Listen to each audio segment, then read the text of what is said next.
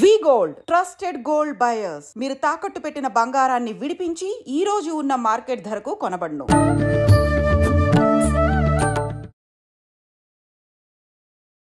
నమస్కారం, welcome to I dream. ధర్మ మార్గం విత్ విజిత కార్యక్రమానికి స్వాగతం. ప్రస్తుతం మనతో పాటు ఉన్నారు ప్రముఖ ఆధ్యాత్మికవేత్త, జ్యోతిష పండితులు జేఎస్ శాస్త్రి గారు. ఇప్పుడు వారితో మాట్లాడేద్దాం. నమస్కారం గురుగారు. నమస్కారం అమ్మా. గురుగారు, వైశాఖ మాసంలో వచ్చే పౌర్ణమికి ఏదైనా విశిష్టత ఉందా? ఆ రోజు ఆచరించాల్సిన విధి విధానాలు ఏంటో తెలియజేయండి. శ్రీ గురుభ్యో నమ.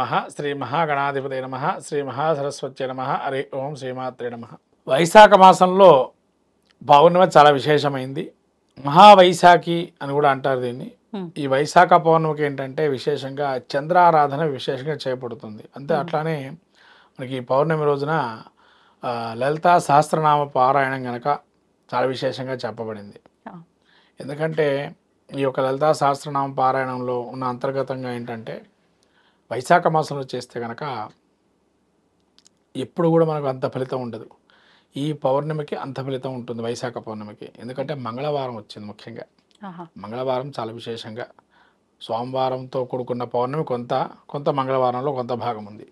కాబట్టి ఈ సోమవారంతో కూడుకున్నటువంటి మంగళవారం ఏదైతే భాగంగా ఉందో పౌర్ణమి చాలా విశేషంగా చెప్పబడింది. దీనివల్ల మనకి ఏంటంటే ఎవరైనా కూడా ఈ చంద్రగ్రహంతో ఇబ్బందులు పడుతున్నా, మన డిజేబుల్డ్ పర్సన్స్ కానీ, డిజార్డర్స్ కానీ, శారీరక లక్షణాల్లో కొన్ని బాధపడుతున్న వాళ్ళు కానీ ఈ చంద్రుడు చాలా విశేషంగా యోగిస్తాడు ఇక్కడ. అందులోనూ విశాఖ నక్షత్రంలో కానీ మనకు రాబోయేటువంటి నక్షత్రము విశాఖలో ఈ పౌర్ణమి కలుగుతుంది. వైశాఖ పౌర్ణమి అంటే ఒక్కొక్క నక్షత్రానికి కూడుకున్నటువంటి దాన్ని పౌర్ణమి అంటారు. చైత్రపౌర్ణమి చిత్ర నక్షత్రం అని, వైశాఖ మాసానికి విశాఖ అని, జ్యేష్ఠకి జ్యేష్ఠ పౌర్ణమికి జ్యేష్ఠ నక్షత్రం అని, అలా మన పౌర్ణమికి తీసుకున్నట్లయితే నక్షత్రం బేస్డ్గా చాంద్రమానంగా చెప్పబడింది. కాబట్టి ఈ యొక్క పౌర్ణమి రోజున లలితా సహస్రనామ పారాయణ ఎవరైతే చేస్తారో ముఖ్యంగా నవనీతాన్ని నైవేద్యంగా పెట్టాలి. నవనీతం అంటే వెన్న. సంతానం లేని వాళ్ళు ఎవరైతే ఉంటారో ఈ సంతానం లేని వాళ్ళకి చాలా విశేషంగా ఆ రోజు యోగిచ్చేటువంటి రోజు సంతానానికి సంబంధించి. తర్వాత అట్లాగే పెళ్లి కాని వాళ్ళకి చంద్రుడితో ఇబ్బందులు పడే వాళ్ళు ఉంటారు. నీచ చంద్రుడుగా జాతక చక్రంలో కనుక అలా నీచ చంద్రుడు ఉన్నా కానీ, లేదా ఇందాక చెప్పినట్టుగా ఇమ్మెచ్యూరిటీ ప్రాబ్లమ్స్, ఏదో చిన్నపిల్లల చేష్టలు చేయటము, కొంతమంది ఏజ్ వస్తుంది కానీ ఏం చేస్తున్నారో తెలియని పరిస్థితిలో ఉంటారు, అటువంటి వారు కానీ, తర్వాత దేహంలో కొంతవరకు ముఖ్యంగా భయపీడలు, కళ్ళు విపరీతంగా రావటము, ఇవన్నీ ఉంటాయి. ఈ వైశాఖ పౌర్ణమి చాలా విశేషంగా యోగిస్తుంది. తాంత్రిక ప్రయోగాల్లో కూడా చెప్పబడింది. అందుకని మంత్ర ప్రయోగాలు, తాంత్రిక ప్రయోగాలు లాంటివి ఈ వైశాఖ పౌర్ణమి చాలా ఉపయోగంగా చెప్పబడుతుంది. అందులోనూ మనకి వైశాఖ పౌర్ణమిలో విశేషంగా చెప్పబడింది ఏంటంటే ఆదివారం, అది సోమవారం నైట్ ఏదైతే ఉందో శివుడికి ఆరాధన విశేషంగా చెప్పబడింది ఇక్కడ. శివుడు ఆరాధన ఎవరైతే ఆ యొక్క పౌర్ణమి రోజు నైట్ చేస్తారో వాళ్ళకి ధనప్రాప్తి సులువుగా ఉంటుందని. ఎందుకంటే సోమవారం పౌర్ణమి రావడం చాలా విశేషం. శివరాత్రి తర్వాత శివరాత్రి అంత మహత్తరమైనటువంటి రోజు. ఈ యొక్క పౌర్ణమిని ఎవరైతే కనుక విశేషంగా శివారాధన, లింగార్చన కానీ, అంటే ముఖ్యంగా మనకు మహాలింగార్చన కానీ, దివ్యక్షేత్ర దర్శనం కానీ, క్షేత్రాలు కూడా దర్శనం చేసుకుంటా కూడా చాలా విశేషంగా ఫలితం ఉంటుంది. ఈ వైశాఖ పౌర్ణమి రోజు ముఖ్యంగా పితృతర్పణాలు ఎవరైతే చేస్తారో, పితృదోషాలు ఉన్నటువంటి వారు వాళ్ళకు కూడా చాలా విశేషంగా చెప్పబడింది. ముఖ్యంగా దానం, ఆ రోజు ఏం దానం చేయాలి అని అంటే తిలాపాత్ర దానం. తిలాపాత్ర దానం చేయమన్నారు పౌర్ణమి రోజు. అంటే ఏంటంటే నువ్వులు ఒక చెంబులో, ఇత్తడి చెంబు కానీ, రాగి చెంబు కానీ, మట్టి కానీ, మట్టి కుండ కానీ 4 నువ్వులు వేసేసి తిలాపాత్ర దానం కనుక ఇస్తే పితృదేవతలు అక్షయ పుణ్య లోకాలు కలుగుతాయన్నారు. అంటే అసలు లోకాలు ఎన్ని లోకాలు ఉంటాయి, అన్ని లోకాల వాళ్ళు తిరుగాడుతూ ఉంటారు. అలా తిరగటం వల్ల ఏంటంటే మనకు ఉన్నతి, సంతానం కలగటం కానీ, లేదా మనకు ఏదన్నా బాధలు ఉన్నా కూడా పితృదేవత అనుగ్రహం కలుగుతుందని పౌర్ణమి రోజు విశేషంగా తిలాపాత్ర దానం చేయమన్నారు. ఇలా తిలాపాత్ర దానము, తర్వాత చందన దానము. ఎవరైతే కూడా చందనాన్ని పౌర్ణమి రోజు కనుక కూడా ఇచ్చేస్తే కనుక ఎవరైనా కూడా చందన దానంతో కూడా పితృదేవత తృప్తి కలిగి ఈ పితృశాపాల నుంచి కూడా బయటపడతారు. అలా వైశాఖ పౌర్ణమి రోజు విష్ణుమూర్తి కానీ, లక్ష్మీనారాయణ అనుగ్రహం పొందటానికి ప్రతిమలు తయారు చేసుకొని విష్ణు సహస్రనామం ద్వాసనామపూర్వకంగా, కేశవాది ద్వాసనామాలతో అర్చన చేసి కలశాలు పెట్టుకొని ద్వాసనామపూర్వకంగా కనుక ఆరాధన చేస్తే ఎవరికైనా కూడా ఈ స్వామివారి అనుగ్రహం పరిపూర్ణంగా ఉండి శీఘ్రంగా వాళ్ళ కోరికలు ఏమైనా ఉన్నా, లేదా బిజినెస్లో కానీ కొన్ని ఇబ్బందులు ఉన్నా, లేదా వ్యాపార పరంగా ఇబ్బందులు ఉన్నా, సంతాన పరంగా ఇబ్బందులు ఉన్నా అవన్నీ తొలగిపోవడానికి ఇది ఒక సదావకాశంగా ఈ వైశాఖ పౌర్ణమి చాలా ఉపకరించే అవకాశం ఉంది. అంటే మంత్రసిద్ధులు చాలా ఉపయోగిస్తాయి ఆ టైంలో. కాబట్టి అది ఉపయోగించుకుంటే కనుక ఎవరైనా కానీ చాలా విశేషంగా యోగప్రదంగా ఉంటుంది. ముఖ్యంగా లలితా సహస్రనామ పాలన ఆ రోజు రాత్రి చేసుకోవటం వల్ల మంచిది.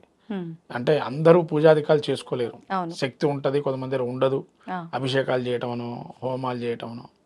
కాబట్టి శక్తి లేని వాళ్ళు లలితా సహస్రనామ పాలన నిదానంగా వాక్యంగా అక్షరాక్షంగా నిదానంగా చెప్పుకుంటూ వెళ్ళి అమ్మవారికి నవనీతాన్ని కనుక నైవేద్యం పెట్టి భార్యాభర్తలు ఇద్దరు తిన్నా ఆ యొక్క సంతానానికి ఇక్కడి నుంచి ప్రతి పౌర్ణిమ ఈ పౌర్ణిమ మొదలు పెట్టుకొని ప్రతి పౌర్ణిమ నవనీతాన్ని అమ్మవారికి నైవేద్యంగా పెట్టి తింటూ ఉండాలి. అలా చేస్తే కనుక చంద్రదర్శనం చేసుకొని తింటూ ఉండాలి. అలా చేస్తే కనుక సంతానవంతులు అవుతారు. గురుగారు, మామూలుగా అమావాస్య అలా వచ్చింది తిది అని అంటే ఎక్కువగా దృష్టి దోషాలకు సంబంధించి ఇంటికి గుమ్మడికాయలు కట్టుకోవడము, నిమ్మకాయలు, పచ్చిమిర్చి ఇలాంటివి కడుతూ ఉంటారు చాలామంది. అలా మనం పౌర్ణమి రోజు కూడా చేసుకోవచ్చు అంటారా? పౌర్ణమి రోజు కూడా చేసుకోవచ్చమ్మా. ఎందుకంటే పౌర్ణమికి అమావాస్యకి 15 రోజులు పక్షం రోజులు ఏదైతే ఉంటుందో ఇక్కడ పూర్ణచంద్రుడు ప్రభావం ఉంటుంది. అంటే మీరు ఇక్కడ ఏంటంటే పాజిటివ్ ఎనర్జీ రావటానికి మనం చేస్తున్నాం. అంటే మన ఇంట్లో ఏ దుష్టశక్తి ప్రవేశించకుండా ఉండాలి అని చెప్పి అమావాస్య కడుతుంటాం. అంటే నెక్స్ట్ వచ్చే పౌర్ణమి నుంచి 15 రోజులు రావాలని. మరి ఈ పౌర్ణమి రోజు కనుక కడితే కనుక మనం ఈ యొక్క గుమ్మడికాయను కనుక ఈ పౌర్ణమి రోజు కట్టినట్లయితే మనకు ఏదైతే ఇంట్లో ఆల్రెడీ ఉండేటువంటి పాజిటివ్ కానీ నెగిటివ్ ఎనర్జీస్ ఉన్నా అదంతా కూడా ఆ పౌర్ణమి ఒక్కరోజే లలితా సహస్రనామ పాఠం కావచ్చు, లేదా మీరు ఏ గుడికి వెళ్తే ఆ గుడిలో ఉన్నటువంటి దేవుడి దగ్గర పాదాల దగ్గర పెట్టి దాన్ని మంచిగా అలంకరణ చేసి దాన్ని కట్టినా కూడా అటువంటి నెగిటివ్ ఎనర్జీ అంతా కూడా పోయి పాజిటివ్నెస్ అనేది పెరుగుతుంది. ప్లస్ ఇంకోటి ఏంటంటే ఈ పౌర్ణమి రోజు కూడా కొన్ని మనకు ప్రయోగాలు జరిగే అవకాశం ఉంటుంది, దాని నుంచి కూడా కాపాడుతుంది. అందుకని మనం పౌర్ణిమ కానీ అమావాస్య కానీ ఆదివారం కానీ మంగళవారం కానీ తర్వాత గురువారాలు కానీ ప్రత్యేకంగా ఈ వారాలు కూడా చెప్తాం. ఈ వారాలు కట్టండి అమ్మ గుమ్మడికాయ, లేకపోతే నిమ్మకాయ కానీ పచ్చిమిర్చిలు కానీ లేదా నిమ్మకాయలు కట్ చేసి అటు ఇటు పెట్టమని. ఇలా ముఖ్యంగా వివాహితులకి అవివాహితంగా ఉండేటువంటి వారికి పౌర్ణమితో కూడుకున్నటువంటి మంగళవారం అర్ధరాత్రి ఏదైతే ఉంటుందో మనకు సిద్ధ చండీ అని ఉంటుంది, సిద్ధ చండీ స్తోత్రం కానీ లేదా చండీ యొక్క సంబంధించినటువంటి పారాయణ మంగళవారం రోజు చేస్తే ఆ రాత్రి సమయంలో శీఘ్రంగా ఫలితం ఉండి ఆ యొక్క పెళ్లి కానటువంటి స్త్రీలకి శీఘ్రంగా వివాహం జరుగుతుంది. రాత్రి సమయంలో అంటే ఏ సమయం అండి? అంటే సోమవారం నుంచి మంగళవారం తెల్లవారుజామున లోపు. అంటే ఇవాళ సోమవారం అంటే రేపు మంగళవారం బ్రహ్మ ముహూర్తం ఆ టైంలోన ఆ సమయం లోపల అంటే మరి సూర్యోదయం అయ్యే లోపల చేస్తే చాలా విశేషంగా ఉంటుంది. ఇంకా మంగళవారం సూర్యోదయం లోపల చేస్తే, ఎందుకంటే మనకు సూర్యోదయం మీరు అన్నట్టు బ్రహ్మ ముహూర్తం అంటే 2:30 నుంచి తీసుకోవచ్చు, అదంతా మంగళవారం కాబట్టి ఆ సమయంలో చేస్తే చాలా విశేషంగా యోగిస్తుంది. ధన్యవాదాలండి. నమస్కారం.